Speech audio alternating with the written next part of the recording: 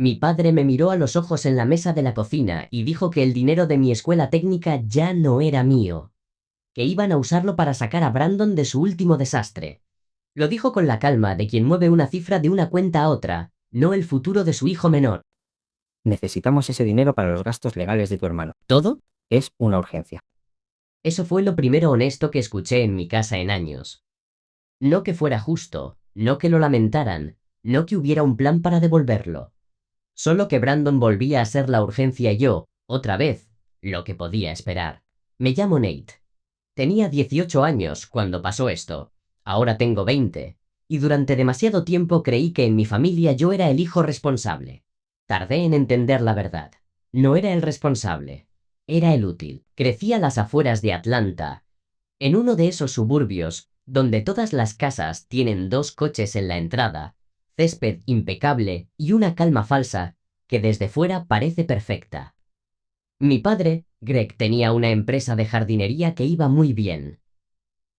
Propiedades comerciales, contratos con asociaciones de vecinos, mantenimiento grande, dinero constante. Si alguien paga por una buena imagen, paga siempre. Mi madre, Linda, trabajaba como gerente de oficina en una clínica dental.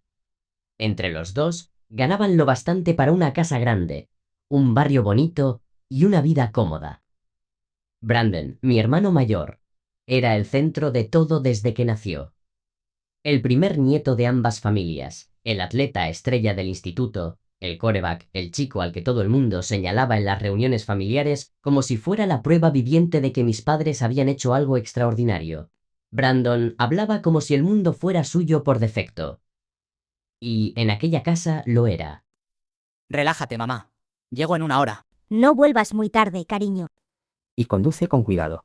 Ese coche no se paga solo. Para sus 16 le regalaron un Dodge Charger nuevo, con escape modificado, cristales tintados, todo. Yo heredé un Honda Civic de 10 años con el parabrisas rajado y la luz del motor encendida desde tanto tiempo atrás que ya parecía parte del diseño. ¿No pensabais arreglar al menos el cristal? Te lleva y te trae, ¿no? No siempre hay que empezar con lo mejor, Nate.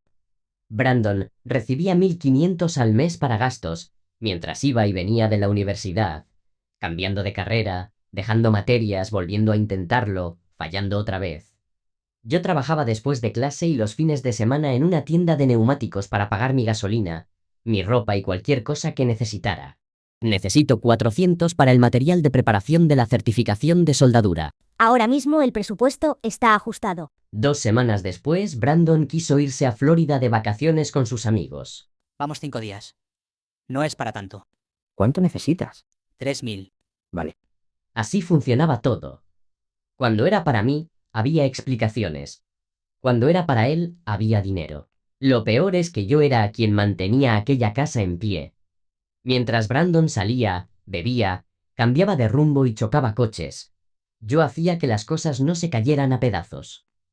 Cortaba el césped porque, según mi padre, el hijo de un paisajista debía saber cuidar su propia propiedad. No dejes las líneas torcidas, Nate.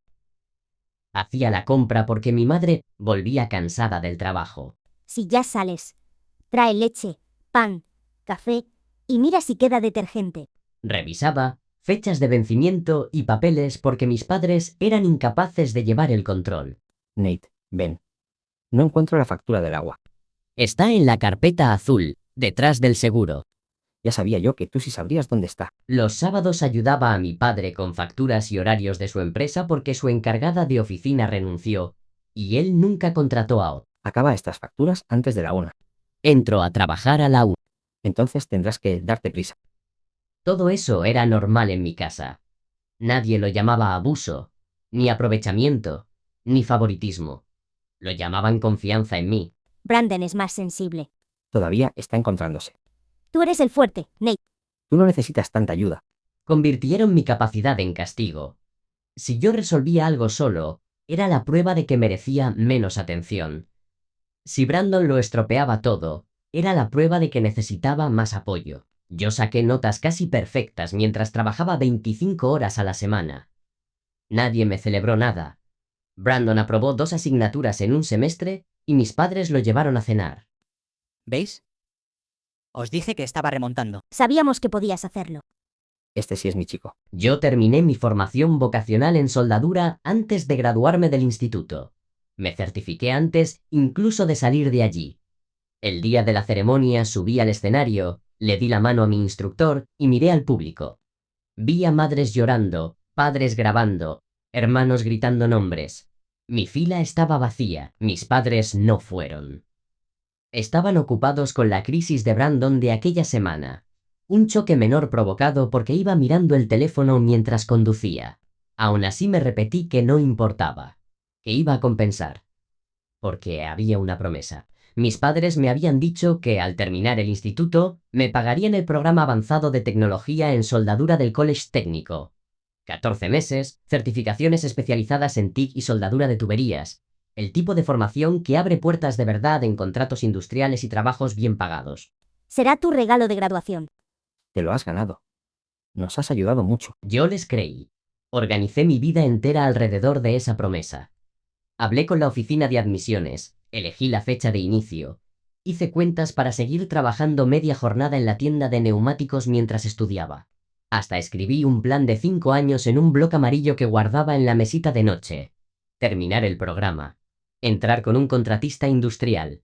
Ahorrar 2 años. Montar mi propio servicio móvil de soldadura a los 23. Todas las noches miraba ese bloc antes de dormir. Era la única cosa que me hacía sentir que había una salida. Y entonces Brandon volvió a incendiarlo todo. En aquel momento trabajaba en el negocio de detallado de coches de un amigo, o eso decía. Por lo que yo veía, su trabajo consistía en llegar tarde, irse pronto y grabarse puliendo capós para subir videos. Una noche salió con unos amigos y lo pararon por ir a 60 en una zona de 35. Eso ya era malo. Pero además, llevaba la licencia suspendida por un asunto anterior que nunca resolvió. Y encima, encontraron cosas en el coche que no eran precisamente vitaminas. De pronto ya no se trataba de una multa o una bronca familiar. Había cargos, audiencias, abogado y la posibilidad real de que por fin se enfrentara a consecuencias de verdad. Mis padres entraron en pánico. Pero era un pánico muy selectivo. Mi madre pidió días libres para acompañarlo a todas partes. Mi padre canceló trabajos para reunirse con abogados.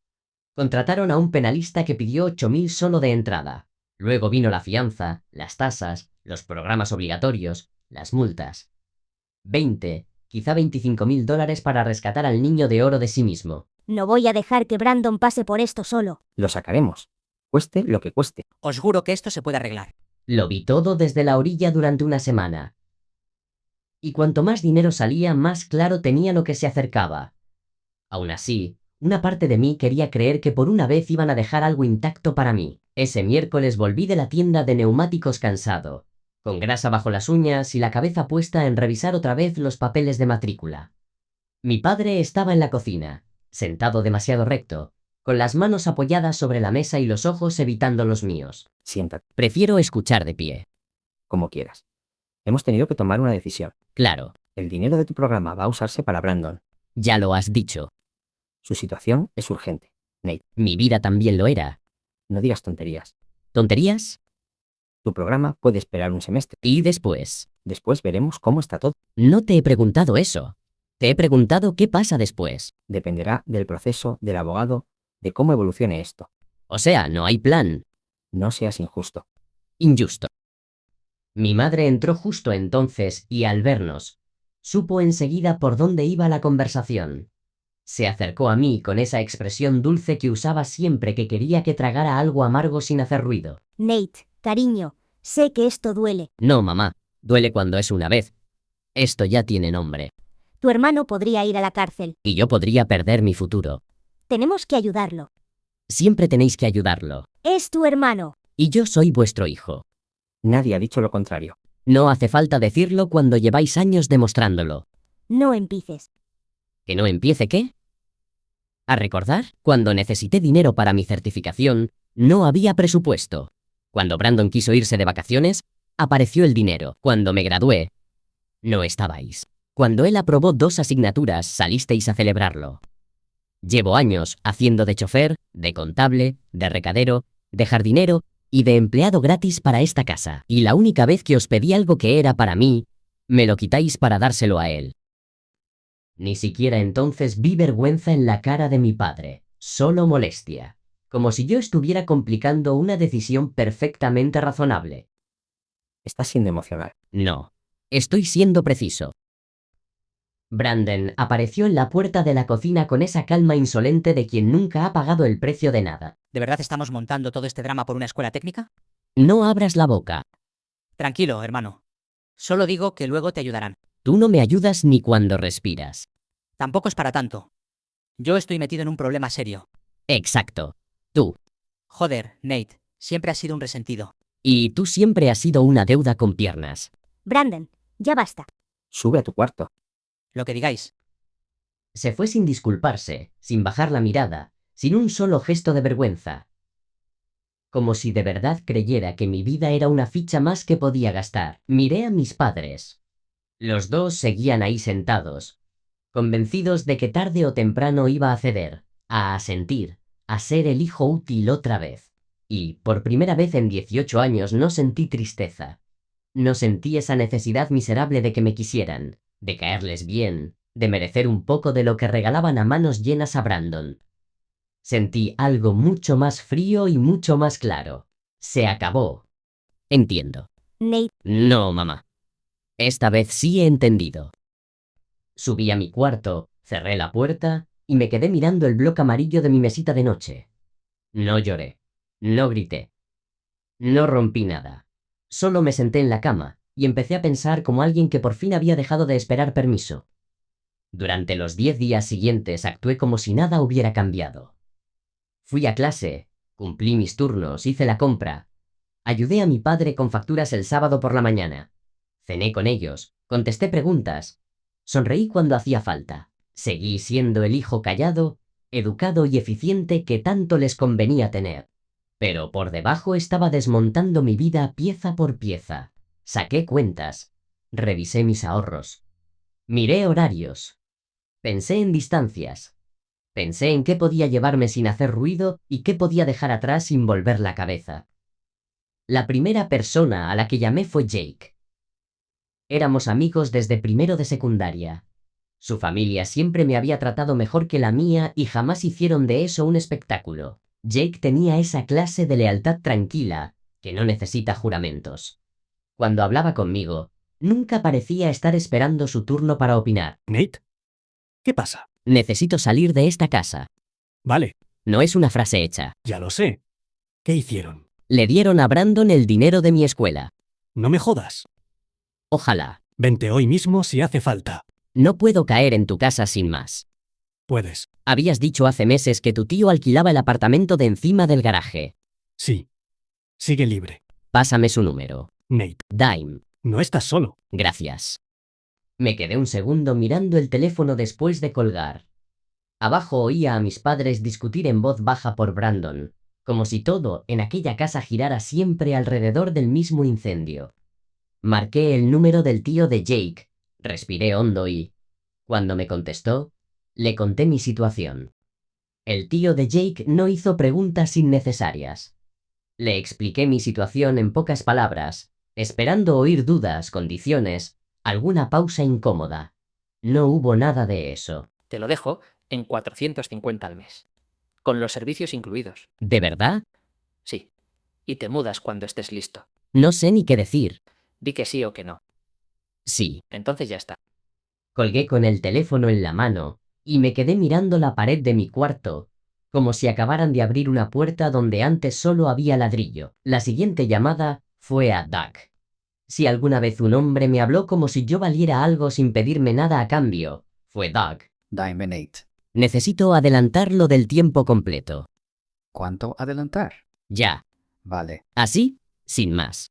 Si me lo estás pidiendo así, es porque va en serio. Va, en serio. El lunes te pongo 40 horas.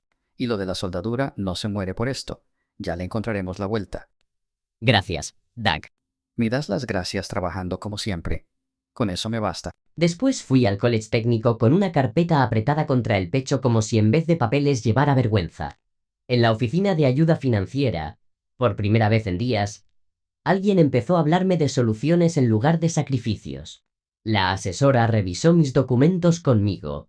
y me explicó algo que yo nunca había querido mirar porque llevaba demasiado tiempo confiando en el dinero de mis padres. Había planes de pago, había ayudas estatales para formación laboral, había opciones con apoyo de empleadores, había formas reales de hacerlo sin un solo dólar de ellos.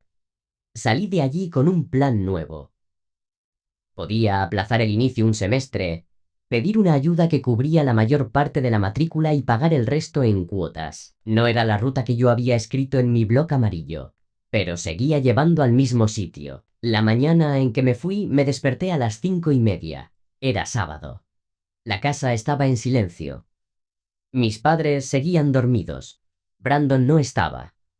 O sí, pero no en su cuarto. Con él nunca se sabía. Llevaba toda la semana sacando mi vida de esa casa sin que nadie lo notara. Ropa en bolsas de basura escondidas en el maletero. Documentos importantes debajo del asiento. Mi equipo de soldadura, mis herramientas, el portátil. Todo lo que de verdad me importaba ya estaba en el apartamento sobre el garaje. Me quedé en medio de mi cuarto mirando las baldas vacías, las marcas en la pared donde habían colgado cosas, la cama, la puerta, la ventana. 18 años allí. Y todo lo importante que había en la parte de atrás de un Civic viejo, mis trofeos de competiciones de soldadura, mis certificados. La única foto que tenía con Doug, la del día que me subió el sueldo, 3 bolsas de basura y una caja de cartón. Abrí el blog amarillo de mi mesita de noche y releí mi plan de 5 años. Cambié fechas con un bolígrafo. Taché una línea. Escribí otra. El destino seguía siendo el mismo, solo que ahora ya no llevaba a mis padres dentro. Bajé a la cocina y dejé una nota sobre la encimera. Me he mudado. No os preocupéis por mí. Tengo dónde quedarme y tengo un plan. Lo del dinero de la escuela dejó claro cuál es mi lugar en esta familia y ya no pienso seguir fingiendo que es otro. Ojalá lo de Brandon salga bien. Ojalá las cosas mejoren para todos. Pero yo no voy a estar aquí para verlo ni para arreglarlo cuando no pase. Cuidaos. Metí lo último en el coche, cerré la puerta con cuidado y arranqué cuando el sol apenas empezaba a asomar entre los árboles. El barrio estaba completamente quieto. Miré la casa una vez por el retrovisor, una sola. Luego seguí adelante. Las primeras semanas por mi cuenta fueron duras de la forma en que la vida real es dura. No de una manera explosiva. No de una manera trágica. Solo cansada. Cara. Larga. Trabajaba todo el día, miraba cada precio 2 veces, y descubrí cosas absurdamente básicas, como que el papel higiénico no aparece solo en el baño, y que el arroz se pega si dejas de mirarlo demasiado tiempo. Mi primera semana me quedé parado en el supermercado con una botella de detergente en la mano, haciendo cuentas mentales para decidir si podía permitirme la marca buena. No podía. Compré la genérica. La sigo comprando. También quemé los espaguetis las 3 primeras veces que intenté cocinarlos. Resulta que hay que removerlos. Pero incluso eso se sentía mejor que vivir en casa, porque allí lo difícil era hacerlo todo para todos y ver cómo no significaba nada. En cambio, solo, lo difícil al menos tenía sentido. Cada bolsa de la compra era para mi nevera. Cada factura era para mi techo. Cada hora de trabajo era para mi futuro. Nadie mandándome recoger ropa ajena. Nadie vaciando mis planes para pagarle la caída a Brandon. Solo yo, un apartamento encima de un garaje, espaguetis baratos y una paz que nunca había conocido en la casa grande de mis padres. Doug cumplió su palabra en cuanto empezó la semana. Desde hoy, 40 horas. Perfecto. Y quédate después el sábado. Tengo unos arreglos de soldadura en los vehículos del taller. También puedo hacer eso. Ya lo sé. Por eso te lo doy a ti. Empezó a pasarme trabajos extra los fines de semana, pequeñas reparaciones de soldadura para la flota del taller, y me los pagaba en efectivo además del sueldo. Guarda ese dinero. No te lo gastes en tonterías. No puedo permitirme tonterías. Mejor. Así llegas antes. También me puso en contacto con un amigo suyo que tenía un taller de fabricación y necesitaba ayuda a tiempo parcial.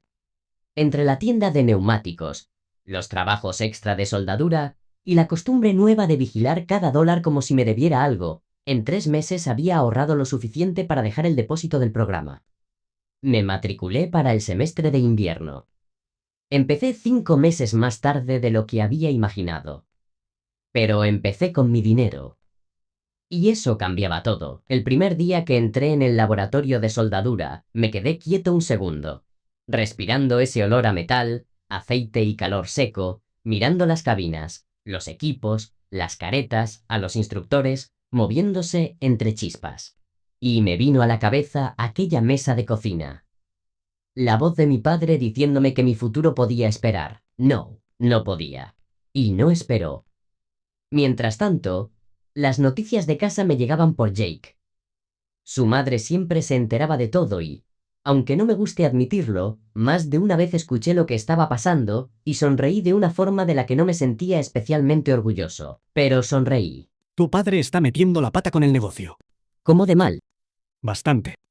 Tu madre dice que desde que no estás no le da la vida. ¡Qué sorpresa! Los primeros golpes llegaron rápido. Sin mí allí para sostener lo cotidiano, la vida de mis padres empezó a desordenarse de formas pequeñas al principio, y bastante más caras después. Mi padre fue el primero en notarlo. Yo llevaba años haciéndole horarios, facturas y seguimiento a clientes. Sin mí, empezó a cruzar cuadrillas, a olvidar presupuestos y a llegar tarde o directamente a no llegar. En 2 meses perdió 3 contratos con asociaciones de vecinos. ¿Cómo que hemos perdido otro? Greg, te dije que lo llamaras el martes. Pensaba que era el jueves. Era el martes. Pues ahora ya da igual. Mi madre tampoco tardó en deshacerse por las costuras. Siempre había dependido de mí más de lo que reconocía para ordenar sus cosas, sus recordatorios, sus horarios, hasta la ropa de ciertos días porque decía que eso le calmaba la ansiedad. Sin su asistente personal gratis, empezó a olvidar citas, a mezclar papeles y a salir de casa como si se hubiera vestido a oscuras. El otro día fue a trabajar con un zapato negro y otro azul marino. No, Sí, estás bromeando. ojalá. Me reí cuando Jake me lo contó. Luego me quedé callado unos segundos. Y seguí riéndome un poco por dentro. Pero el verdadero pozo sin fondo seguía siendo Brandon. Conmigo fuera ya no había nadie amortiguando su desastre, nadie limpiando detrás de él, nadie ocupándose de lo que él rompía mientras mis padres corrían a salvarlo otra vez. Lo suyo con la justicia se alargó durante meses, y salió bastante más caro de lo que todos habían calculado. Solo el abogado terminó costando más de 15.000. Además le cayó servicio comunitario, 18 meses sin licencia y unas clases obligatorias que también costaban dinero. ¿Entonces qué? ¿También vais a pagar eso o no? Brandon, baja la voz. No estoy gritando. Estoy preguntando. Ya veremos de dónde sale. Pues sacadlo de algún sitio. Lo necesito esta semana. Primero vendieron la lancha de pesca de mi padre, después mi madre cambió su coche por uno mucho más viejo. Cuando Jake me dijo qué modelo era, pensé en mi Honda y me salió una risa negra que no pude evitar. Luego Brandon perdió el trabajo del negocio de detallado de coches. Ese tío es un idiota. Me soltó por 4 tonterías. No fueron 4 tonterías. Siempre exageráis. Brandon, bastante estamos haciendo ya por ti. Pues no lo parece. Y allí seguía, viviendo en casa sin pagar alquiler, comiendo lo de ellos, usando la camioneta de trabajo de mi padre cuando necesitaba moverse, aunque tuviera la licencia suspendida, sin aportar absolutamente nada. Durante años mis padres habían podido soportar el peso de Brandon porque yo estaba allí compensándolo todo. Yo hacía el trabajo. Yo absorbía el golpe. Yo evitaba que la casa se inclinara demasiado. Ahora ya no estaba. Y por fin estaban descubriendo cuánto de su vida se había mantenido en pie sobre alguien a quien nunca consideraron imprescindible. La primera vez que entendí que de verdad se estaban hundiendo no fue por una llamada. Fue porque Jake me mandó una foto del jardín de la casa de mis padres. El césped estaba alto, los bordes torcidos y los arbustos sin forma. La casa de un paisajista parecía abandonada. Ahí lo vi claro. Durante años, mis padres habían podido sostener a Brandon porque yo estaba debajo aguantando peso que nunca debió ser mío. Yo recogía lo que él dejaba tirado, apretaba donde ellos aflojaban, ahorraba donde ellos gastaban y mantenía funcionando cosas que nadie agradecía porque ya las daban por hechas. Sin mí, la cuenta dejó de cuadrar. 2 adultos manteniendo a un hijo adulto sin ingresos, con problemas legales y una habilidad casi artística para empeorar cada situación. Era demasiado incluso para ellos. A los 6 meses de que me fui, refinanciaron la casa. A los 9, mi madre empezó a trabajar los fines de semana en una tienda de ropa. Mi padre comenzó a aceptar más trabajo él mismo, semanas de 6 y 7 días, solo para seguir respirando. Dejaron de ir a barbacoas del vecindario, reuniones de la urbanización y cenas con gente a la que antes no se perdían por nada. Y eso fue lo que de verdad les dolió. No solo estar cansados, no solo estar arruinándose, que la gente empezara a verlo. Nuestro barrio era de esos donde todos sonríen, todos saludan y todos comparan en silencio. Hijos, coches, trabajo, jardines, matrimonios. Mis padres habían vivido años enteros dentro de esa imagen perfecta. Greg, el hombre de la empresa de jardinería que tenía contratos por todas partes. Linda, siempre impecable, siempre organizada. Brandon, el hijo encantador. Yo, el otro. El callado. El que nunca daba problemas. La familia que lo tenía todo en orden. Hasta que yo desaparecí. Mi madre dice que en la barbacoa del 4 de julio le preguntaron a tu padre dónde estabas, ¿Y qué contestó? que estabas muy ocupado con el trabajo. Claro. Lo dijo mirando al plato. Y la mujer que preguntó ya sabía la verdad. ¿Quién era? La madre de Lea. Su hija iba contigo al instituto. Yo solo le había contado la historia real a unos pocos amigos antes de irme, pero eso fue suficiente. En barrios así, los secretos no se rompen de golpe. Se filtran. Primero fueron murmullos en fiestas de la calle y miradas que se alargaban demasiado en el supermercado. Después, la historia ya la conocía todo el mundo. El hijo pequeño se fue en cuanto cumplió 18. Le quitaron el dinero de sus estudios para sacarle otra vez las castañas del fuego al mayor. El responsable se largó. Y ahora ni siquiera pueden mantener bien su propia casa. La ironía del jardín fue casi peor que el resto. La gente la disfrutó demasiado. También perdió otra licitación. ¿Por precio? No, por reputación. Eso fue lo que terminó de rematar a mi padre. No empezó a perder contratos porque trabajara mal. Empezó a perderlos porque nadie quería seguir haciendo negocios con un hombre que había tratado a su propio hijo como si valiera menos que el otro. Una de sus asociaciones de vecinos más grandes, más de 60 propiedades, se fue con otra empresa después de que la presidenta oyera la historia por su hijo, que estaba conmigo en el equipo de soldadura.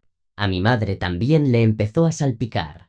En una clínica dental, la gente no solo compra servicio, compra confianza. Y cuando algunos pacientes que conocían a mi familia decidieron que ya no confiaban tanto en ella, ciertas recomendaciones dejaron de llegar. La reputación no cae de golpe, se pudre por dentro y un día ya huele desde fuera. Las llamadas empezaron unos 2 meses después de que me fui. Primero solo mi madre, como si nada grave hubiera pasado, como si bastara con hablarme suave para volver a encajarme en el sitio de siempre. Hola, cariño. Solo quería saber si estás bien. Llámame cuando puedas. No devolví la llamada. A la semana siguiente volvió a intentarlo. Podrías venir a cenar un día. La casa está muy rara sin ti. Tampoco respondí. Luego empezó a dejar mensajes más largos, más blandos, menos disimulados. Tu padre y yo te echamos de menos. De verdad, llámame aunque sea para decirme que estás bien. Entonces llamó mi padre. Sus mensajes eran mucho más cortos, pero pesaban más. Nate, sé que la fastidiamos. Llámame. 6 palabras, como si 6 palabras pudieran deshacer 18 años enteros. No respondía ninguno. No por crueldad, sino porque sabía exactamente qué me esperaba si volvía a entrar por esa puerta. En 48 horas estaría lavando platos, organizando facturas, resolviendo algún desastre nuevo de Brandon y escuchando otra vez que el presupuesto estaba complicado justo cuando yo necesitara algo. Ellos no me echaban de menos a mí. Echaban de menos lo que yo hacía. El derrumbe de verdad llegó cerca del año de haberme ido. Brandon consiguió violar las condiciones que le habían puesto. No sé todos los detalles, porque para entonces ya no seguía su vida como si fuera un segundo empleo, pero por lo que me contó Jake, faltó a un control obligatorio, tuvo un problema en una gasolinera, y por una vez, nadie quiso mirar hacia otro lado. Esta vez el juez no está de humor. Ya era hora. Tus padres están en pánico. Volvieron a hacer lo mismo de siempre. Otro abogado. Otro golpe de dinero que no tenían. Mi padre pidió más contra el negocio. Mi madre reventó una tarjeta de crédito. Lo lanzaron todo a intentar salvar otra vez al hijo que jamás aprendió nada. Solo les funcionó a medias. Le redujeron la condena, sí. Pero el golpe económico fue brutal. Hace 8 meses pusieron la casa en venta. Un día pasé por allí camino a un trabajo y vi el cartel plantado en el jardín. Frené por puro reflejo. Me quedé mirando la fachada, las ventanas, la entrada, el césped fatal. No me dio tristeza. Me dio esa sensación seca que te deja ver las cosas como son. Esto pasa cuando sacrificas al hijo que sostiene la casa para seguir alimentando al que se la come. Vendieron la casa perdiendo dinero y se mudaron a un apartamento de 2 habitaciones al otro lado de la ciudad. El negocio de mi padre se encogió hasta quedar casi en él y una sola cuadrilla. Mi madre siguió con 2 trabajos. Y Brandon, en cuanto se resolvió lo suyo, volvió a instalarse con ellos como siempre había hecho, comiendo su comida, viendo su tele, gastando su aire, sin aportar nada, exactamente igual que siempre. La llamada final llegó el mes pasado. Yo estaba en mi apartamento después de una jornada de 12 horas en el taller de fabricación, donde me contrataron al terminar el programa de soldadura. Cansado, sí, pero era una buena clase de cansancio. El que te deja el cuerpo hecho polvo y la cabeza en paz, porque sabes que has hecho un trabajo de verdad y te han pagado bien por hacerlo. Había terminado el programa 6 meses antes. Me contrataron enseguida por 62 la hora para trabajos de tubería, y ya estaba ahorrando para comprar mi propio equipo móvil de soldadura. Mi plan de 5 años iba por delante. Sonó el teléfono desde un número que no conocía. Contesté, porque a veces las obras llaman desde números raros. ¿Sí? Nate. Reconocí la voz de mi padre al instante, y aún así, tuve que apartarme un segundo el móvil para mirarlo. Sonaba viejo, no cansado. Viejo, como si los 2 últimos años le hubieran pasado 10 veces por encima. ¿Qué pasa? Necesitaba hablar contigo. Habla. Vendimos la casa. Lo sé. El negocio ya casi no es negocio. Soy yo, una camioneta y, con suerte, una cuadrilla. Tu madre está reventada. Llega y se duerme en el sofá antes de cenar. Brandon sigue aquí. Sigue sin ayudar. Sigue costándonos dinero que no tenemos. Tu madre y yo no dejamos de discutir. Llevamos semanas hablando de separarnos. Lo dejé seguir. No porque me sorprendiera. Porque llevaba 2 años esperando que dijera en voz alta lo que siempre había negado. La fastidiamos, Nate. Con él, contigo, con todo. Le dimos todas las oportunidades al hijo equivocado, y al que de verdad tiraba del carro no le dimos nada. Tendríamos que haberte pagado el programa. Tendríamos que haber dejado que Brandon arreglara sus propios problemas. Tendríamos que haberte tratado como si importaras, porque importabas. Y no nos dimos cuenta hasta que te fuiste y todo se nos cayó encima. Se me quedó el apartamento en silencio alrededor. No dije nada. Oí a mi madre coger el teléfono al otro lado y empezar a llorar antes de hablar. Estoy orgullosa de ti. Se lo cuento a todo el mundo en el trabajo. Hablo de tus certificaciones, de tu carrera, de lo que has construido. Y cada vez que lo hago me siento como una farsante. Como si me colgara una medalla que no me gané. No te ayudé a llegar ahí, y debí hacerlo. Me quedé sentado en mi sofá, en el apartamento que pago con dinero mío, haciendo el trabajo para el que me formé con credenciales que conseguí por mi cuenta. Los dejé hablar hasta que se quedaron vacíos. Y entonces hablé yo. Aprecio la disculpa. Y sé que esta vez va en serio. Pero no vuelvo a ser útil. Si tenemos relación, será como familia, no como empleado. No voy a llevar las facturas de papá. No voy a organizarte la vida, mamá. No voy a sacar a Brandon de nada. Eso se acabó el día que me fui en mi onda con todo lo que tenía. Lo entiendo. Sí, lo que tú necesites. Os veré cuando yo quiera, no cuando necesitéis algo. No voy a dar dinero ni tiempo para los problemas de Brandon. Y si vuelvo a sentir que me estáis usando, me voy para siempre. No habrá una tercera oportunidad. Hubo un silencio largo. Y otra cosa, Brandon necesita un trabajo de verdad y empezar a mantenerse solo. Porque si no, esto va a repetirse hasta que os entierre. Hemos hablado de eso. Hablar no basta. Cumplir es lo que nunca habéis sabido hacer. Volvió el silencio. Lo sé. Y por primera vez le creí. Los he visto 2 veces desde aquella llamada. La primera fue una cena en un restaurante. Terreno neutral. Incómodo. Sí. Hostil. No. Jake me dijo que estás con trabajos de tubería industrial. Sí. Mucho TIG. Mucha precisión. Mucho control de calor. Esperé el cambio de tema de siempre. No llegó. ¿Y te va bien? Sí, muy bien. Me alegro. Mi madre no mencionó a Brandon ni una sola vez en toda la cena. En mi familia, eso casi contaba como un milagro. La segunda vez fue el fin de semana pasado. Mi padre vino a ver una puerta personalizada en la que estaba trabajando para una propiedad de campo a las afueras. Se quedó mirando la estructura ya montada, las líneas, los acabados, la limpieza de las uniones. Pasó los dedos por una soldadura como si estuviera leyendo algo que llevaba años sin saber mirar. Tú has hecho todo esto tú solo. Sí, yo solo. Me puso la mano en el hombro y se quedó ahí un momento, no dijo nada más. Pero esta vez, el silencio no era desinterés. Era vergüenza. Ahora mismo tengo 20 años. Tengo una carrera de verdad, mi propio sitio, dinero en el banco y un plan de 5 años que va por delante de lo previsto. El bloc amarillo sigue pegado en la pared encima de mi escritorio. Lo he actualizado unas cuantas veces, pero la estructura es la misma. Mis padres están agotados, endeudados y aprendiendo ahora lecciones que debieron aprender cuando yo tenía 10. Brandon sigue siendo Brandon, aunque por lo visto empezó la semana pasada en un almacén. Si eso dura o no ya no es asunto mío. El día de mi graduación del programa de soldadura, Duke estuvo en primera fila. Hizo fotos, aplaudió más que nadie y apareció por mí de la forma en que mis padres nunca lo hicieron cuando más lo necesitaba. Hay hombres que no comparten tu sangre, y aún así te enseñan mejor que nadie lo que significa estar. No odio a mi familia, pero tampoco les debo nada. Tuvieron 18 años para tratarme como si importara. Eligieron no hacerlo. Yo tuve 2 años solo, y construí algo mejor que cualquier cosa que me prometieron. Durante mucho tiempo creí que mi valor estaba en todo lo que hacía por ellos. Ahora sé otra cosa. El día que dejé de serles útil fue el día que empecé a ser mío.